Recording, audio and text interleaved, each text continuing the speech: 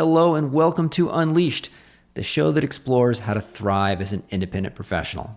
I'm your host, Will Bachman, and I am so excited to have Sam Saperstein on the show today. She's a managing director at JPMorgan Chase, who is running the Women on the Move program there. Sam, welcome to the show. Thank you, Will. It's great to be here and chat with you. I've been wanting to do this for a long time. We knew each other when we were on the same floor at McKinsey ages and ages ago, and really excited to explore what you're doing with Women on the Move and this important topic of helping women thrive professionally and start businesses. Give us the overview of what Women on the Move is all about and what JP Morgan is working to do with this initiative. Sure. So JPMorgan Chase has a DE&I, or Diversity, Equity, and Inclusion group now with 7 different segments or communities under it. And I run one of those, which is called Women on the Move. And really what all of these are trying to do is to provide more resources and access to the people in their communities. And for me in particular, I focus on 3 areas. One is helping women in business, and that includes women who have small businesses all the way up to women in large public companies. My second area of focus is around helping women with their financial health and making sure they have strong financial literacy skills. And the third area of focus is to help our own employees and make sure we're getting more women into the company, we're retaining them and helping them get more senior level jobs. So it's a really nice blend of internal and external activities, and I love the fact that I can help women across all these different areas. Well, let's go through each one of those. Let's start with number 1. So women in business. Maybe start with just a little fact base for us. What are some numbers, like percent of businesses that are started by women, or just give us a little bit of a fact base of the current state? Yeah, so women, and especially women of color, are starting businesses faster than any other segments. But overall, we see in our data, and this comes from our JPMorgan Chase Institute data, that women have businesses with slower revenue growth and lower revenues overall, but they tend to stay in business just as long as businesses run by men. So they have the longevity there, but they don't necessarily have the size or the growth. And we think in part that's because they don't tend to have access to financing early on in their businesses the same way that male founders do. And even when they do go out there and fundraise, women often ask for less and they often receive less in funding. And I think everyone is very familiar with the stats that, at least in the venture capital part of the industry for financing, only about 2% of financing goes to women or women-run teams. So we're starting with a very low base, so we know it's a problem. And we're really just trying to bring attention to that and help women founders with that financing piece. But we do other things too. So the other things are around providing them access to content and really building some of their business aspects out that they might need help with. And so one thing we did last year during the pandemic was put out a digital suite of tools, free for anybody, where people can really go deep into cash flow management, because that's an area that even before the pandemic was critical for businesses, but certainly it was last year. And so a lot of these tools just help women understand, how do I get more cash in the door or prevent more cash from going out the door? How do I make sure I have a stable cash position right now? And so that was something we thought was really important and was a real pain point we had seen in the research for female founders. Yeah, certainly. It seems to me that in business school, they don't emphasize so much cash management. It typically has this more corporate perspective, but when you're running your own small business, you realize that it's more important than profitability is actually having oxygen in the bank. Tell me a little bit about the tools. Is it like this an Excel kind of tool or some kind of tool for? Yeah.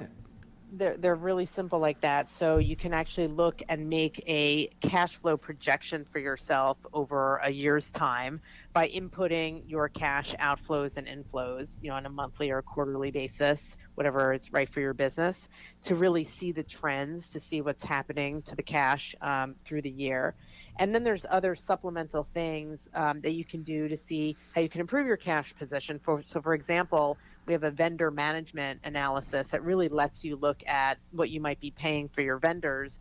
And we heard from a lot of businesses that they might set up vendor relationships early on in their business, but not necessarily go back and check on them or update them or renegotiate them over time. And so particularly last year, it was really important for everyone to understand what they were paying vendors and could they do something differently. Could they maybe delay payments to certain vendors or renegotiate terms? And so that kind of tool really puts it all in front of you in a very visible way. What more can financial institutions do to make sure that women who are starting businesses, have access to credit? I think the education piece is also really important. What we've seen, I think, through the pandemic too, is when folks really needed access to financing, a lot of times they just needed to have their documents in order. And some small businesses didn't necessarily have that, or they relied on accountants or others and didn't necessarily know where things were right away in one place. So the education of understanding your business documentation, having all your forms available is key. And then obviously knowing what your financing partners could be out there, whether it's a bank or some other entity, understanding your different options is really important. So what we like to try to do is educate women across a spectrum of sizes in terms of the kind of financing that's available to them, and then really work with them on what the goals are for the business. So, most people have at least some idea of that there's this, personal credit scores out there that's important to maintain. But I think, and I would include myself in the second group, that understanding how, kind of business credit decisions are made is a little bit more opaque to a lot of people.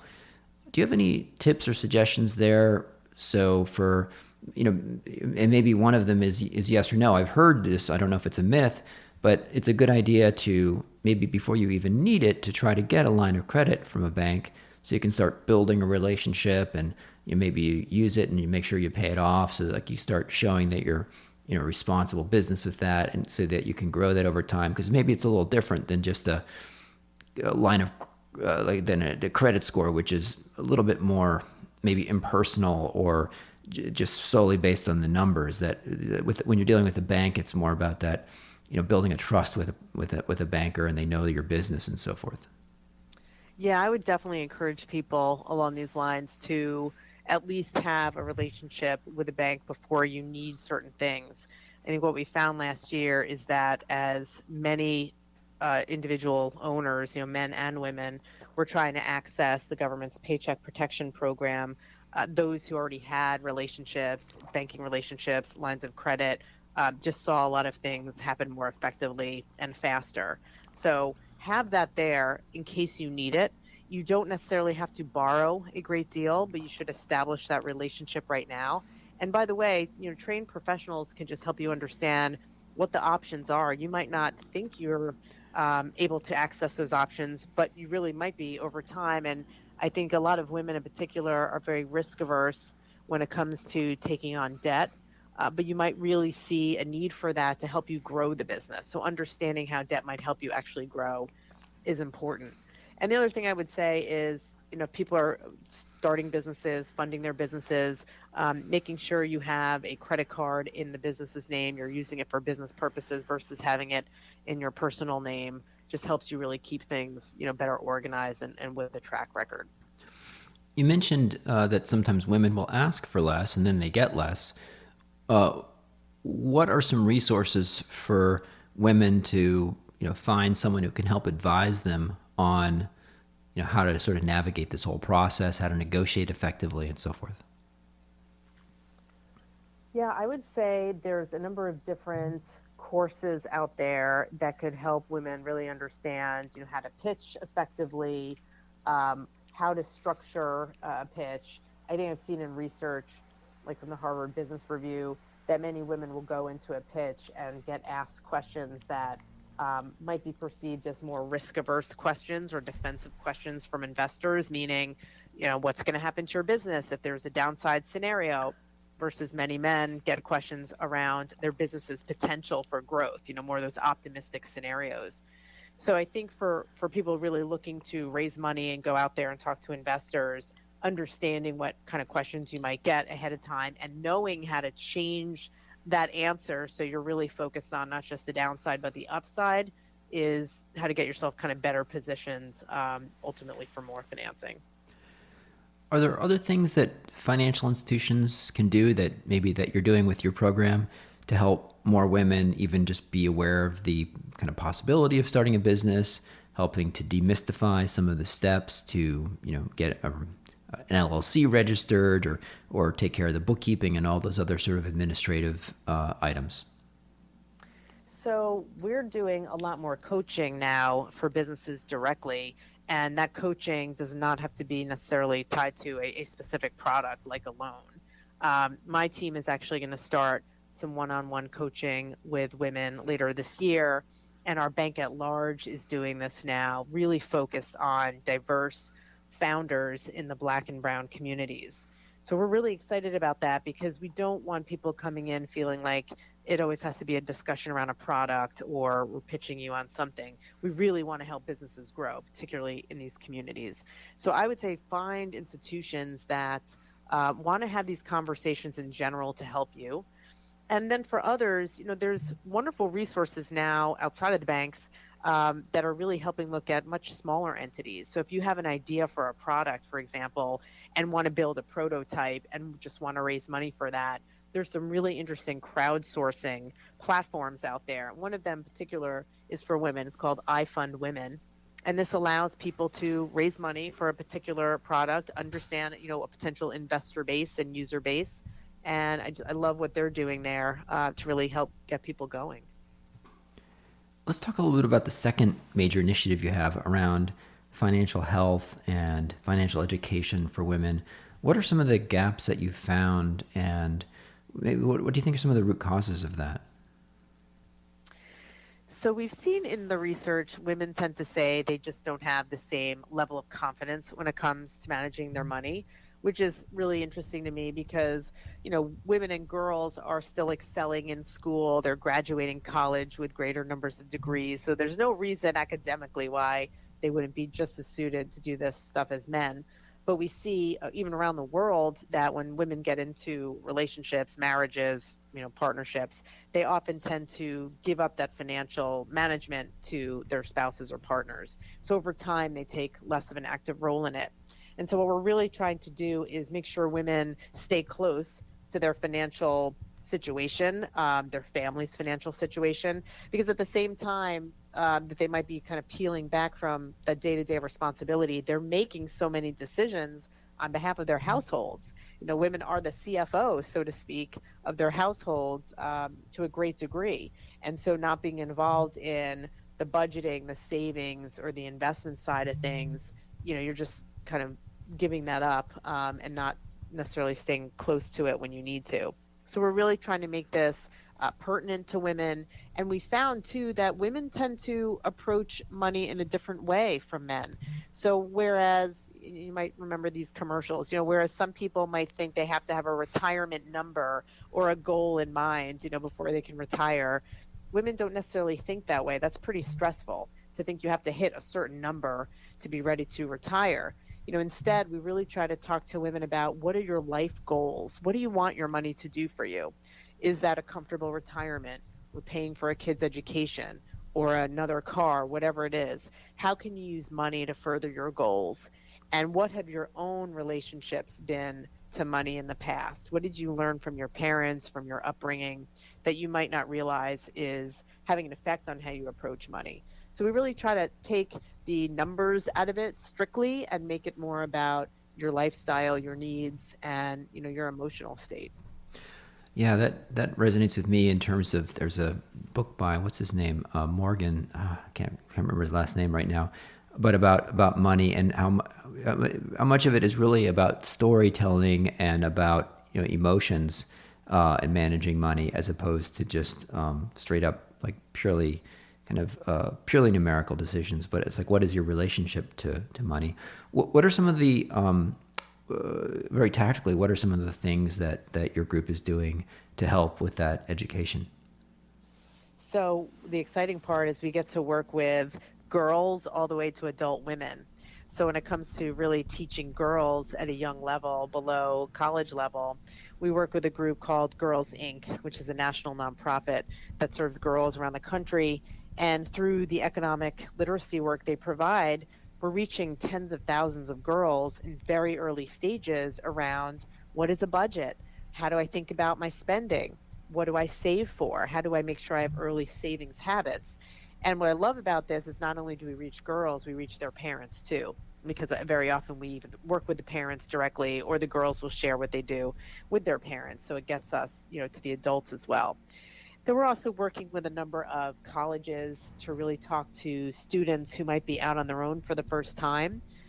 They might also be first generation college students, not knowing about how to maintain or just manage their debt on college, and what could they do to really stay on top of debt over time.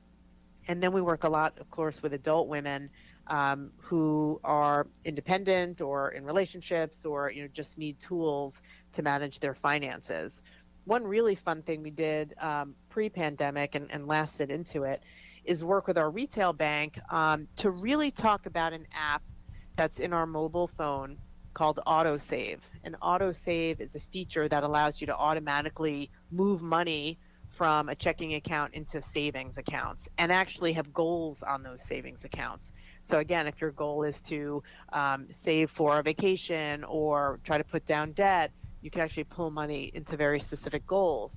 And we didn't know once the pandemic started, would women still be able to save given what was happening on the job front.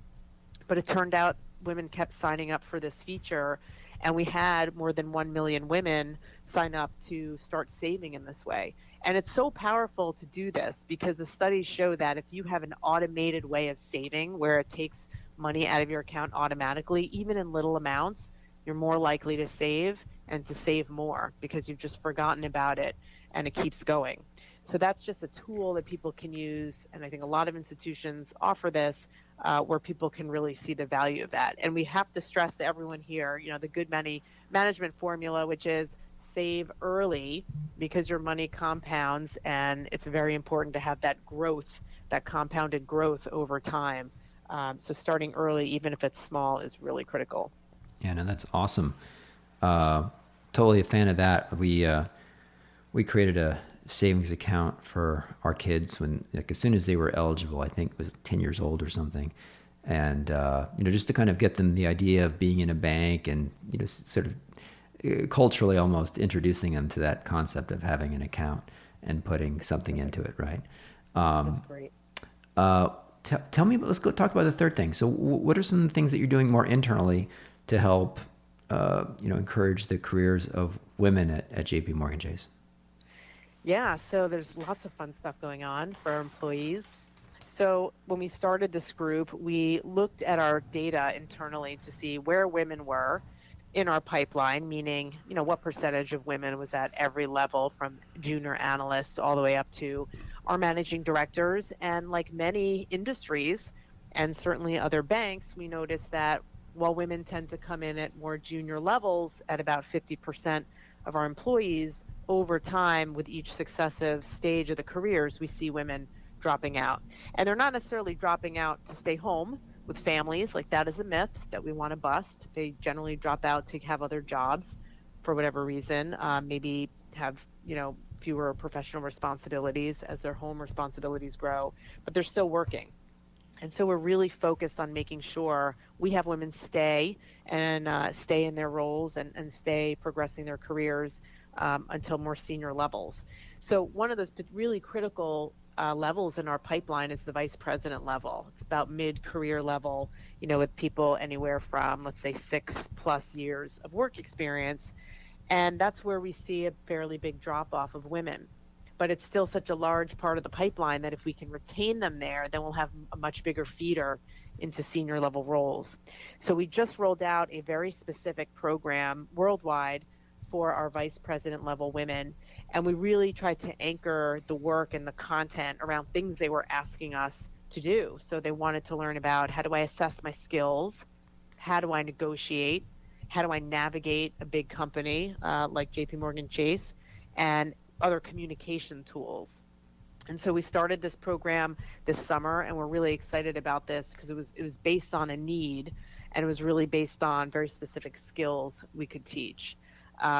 Actually, one person who is very involved in the program who's helping us on the negotiations front is Catherine Valentine, whom I think we both know, and I think Will you introduced us to. And Catherine's a fantastic negotiations expert when it comes to women. And it was the first time we had really seen someone take that gender lens to such a critical topic. And so we're very excited to have her come in and work with us.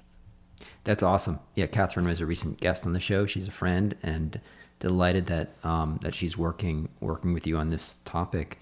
Um, some of the so it sounds like one of the areas is in terms of structurally, in terms of the root cause. It sounds like helping, provide the skills around negotiation, around being able to articulate the needs in terms of the job to make so that the job can be structured such that the woman doesn't feel that she has to go leave to somewhere else. Absolutely.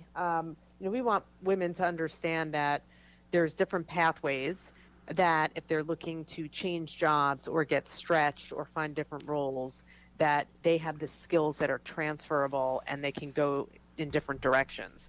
But I want to be clear, the onus is not only on women to guide their careers. I mean, for the most part, I would say any individual is responsible for their own careers, but the institution also has to play a role in really having a supportive environment for people of all types, for making sure that we have the way we look at whether it's promotion or compensation, that we're doing things equitably. And that's where I'm really proud of all the work we've been doing really across all of our HR processes on hiring and promotions and pay to make sure that it is fair for women and for minorities. So it's a two-way street, and I'm just happy to be able to play a role facilitating both sides. Yeah. What would some examples be that where it's helpful to have that kind of negotiation or training or the ability to have a discussion about structuring the role? Is it in terms of like what would some examples be that women who have gone through this and gained the capabilities would be better able to express themselves or make sure that their needs are addressed?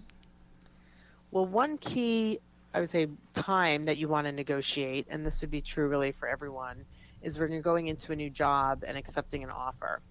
Because the studies show that women do not tend to negotiate salaries as often as men do, and they leave a lot of money on the table as a result of that. So anytime you're going into something new and you have an offer, before you've accepted that, you should think about negotiating what that offer is. And that could be compensation. It could be other things. It could be some flexibility. It could be vacation. It could be something else that you need. But you should ask and you should be prepared. And the way you get prepared on things like that is to, first of all, know what the job generally gets paid in the market. And second, know your own worth. Companies now in several states are not able to ask you for your prior salary history. And that's really important because that means you do not have to be pegged to the salary you had in the past. You should go in and ask for what you think you're worth and what you think the market would bear, because very often that will get you a higher salary. So if people come away with anything, they should realize like you must negotiate those offers before you take them. Yeah. So to your point, being be prepared, it's important to talk to people in the industry and build relationships with people in kind of similar roles. That's certainly the guidance that I give to independent consultants in terms of setting their rates. It's connect with other independent consultants that are sort of at the same level as you, have similar backgrounds, so you know what other folks are charging. And generally, I found that people are pretty open and willing to share. So, yes, kind of just educating yourself about what's the going market rates, so you have that info. Yes, and there's tools out there and platforms, Glassdoor, even just talking to your peers now. And by the way, I've heard this one, which is also very good, especially for women. Don't only talk to your female colleagues and peers. You have to talk to the men too, because they might be paid more than you are, and you should really understand, what anyone is getting paid for the job you plan to do. Yeah, so important. And in the consulting world, for listeners of this show, definitely I recommend going to the Charles Aris, ARIS, their website, they do an annual compensation survey for management consultants. And that's super helpful just to kind of get a sense of what consultants at consulting firms are making, as well as consultants once they've left one of those firms, what sort of average salaries are based on the tenure. So a good resource. Yeah. Beyond Glassdoor and just talking to other folks, I guess you can look, try to just research salary surveys for your particular industry. Other tips on preparing for those sorts of conversations? Yeah, I think you want to really make your value known and be very explicit about that. So, are you bringing certain skills to the table? Have you gotten certain things done that is important to a new employer? What is it that you will actually drive? And if you can put that value in terms of what the company hopes to achieve and how you're going to make it very real, I think that helps to make just a really compelling argument. And in the end, if you don't ask, you don't get. So you just have to go out there with as much confidence and boldness as you can, knowing that they might not meet you all the way, but they might give you more than your original offer. Yeah. And if they never say no, you're probably not asking for enough. Exactly. That's always a bad feeling that people say, right? That they wish they had gone and asking for more. Oh, snap. They just said yes to everything. Ah. Right. How do you define success with women on the move? So, we talked about 3 initiatives. Like, so how do you, any kind of objective goals that you have, or how would you know if you're successful? So in all those areas, we've set very specific metrics on the projects that we're trying to implement. So that could be, number of people that we're training, for example, or what's happening to the people that we're training. How can we look at their progression over time and see where they have moved to? So we get very specific with numbers around, who we're reaching, what we're doing, evaluating these programs. And we take feedback basically on everything that we do. So it's a combination of those quantitative and qualitative metrics that help us judge if we're successful. And a lot of things that we do are really changing people's minds and moving the culture and our societal norms. Sometimes I know I'm successful when I get calls from a lot of male executives at the company, and they say to me, I just want to retain my good female talent. I don't want them to walk out the door. That to me is the best reason that I could hear for why anybody wants to help women. It's not only that they have a daughter or a wife or a sister who works, but that they understand it's a talent issue. So that to me is a real measure of change. Yeah. On that note, what are some suggestions that you have and guidance to men who are listening to on how to retain women and make sure that their needs are being addressed? Thank you for asking that question. This is one of my favorites. So we do a lot of things with men in our organization. We have groups around the bank called Men as Allies, where we really engage men directly in this discussion.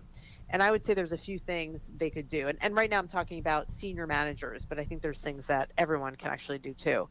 If you're a manager in a position where you're hiring and you're promoting and you're thinking about people to give assignments to, take a very good look at number one, what is the feedback that you're giving to your team? Is that feedback fair and consistent for everybody? And is that feedback what I would call performance driven? Meaning, are you telling women, especially, how they could be better at a job with an outcome and not just giving them feedback around their communication skills or their people skills or something that we would consider softer skills or skills having to do with executive presence, because those are very vague and they reinforce a lot of the cultural stereotypes we have of leadership, particularly being male. So I would ask you to look at your feedback and make sure it's very focused and actionable. And second, take a look at who you're sponsoring and who you're mentoring and who you're spending your time with in terms of developing them. And ask yourself if the people tend to look like you. Do they have the same background as you for the most part? Or are you really trying to get out there and cast a wide net of diverse talent that you're managing? Often we gravitate toward people who look like us or are very familiar to us, but it's really these other folks out there who need your help. So pay careful attention to that. And, if you're even a junior man on a team, maybe you're not a manager yet, you can still do things to improve the culture around you.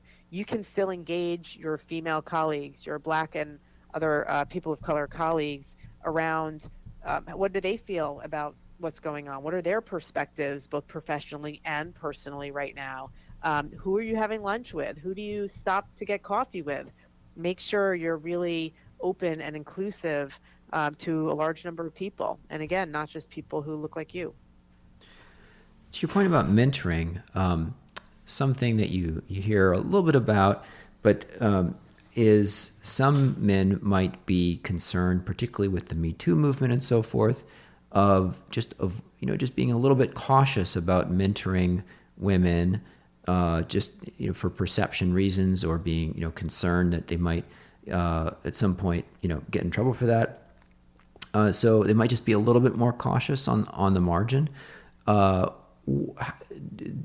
do you address that? It might even be unspoken by a lot of people, but how do you kind of address that concern and encourage men to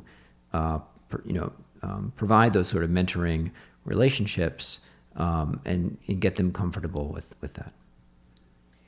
Yeah, I think it's such an unfortunate side effect if men, because they're too scared, won't mentor and coach women the same way. It's just a horrible outcome. And I really, really would encourage people, if they are afraid or feel like they're going to adopt that stance, to kind of question what they're really afraid of. And I would say this, if you're afraid of doing anything with a woman, whether it's having a conversation behind closed doors or going out for a drink afterwards, then don't do it with men either.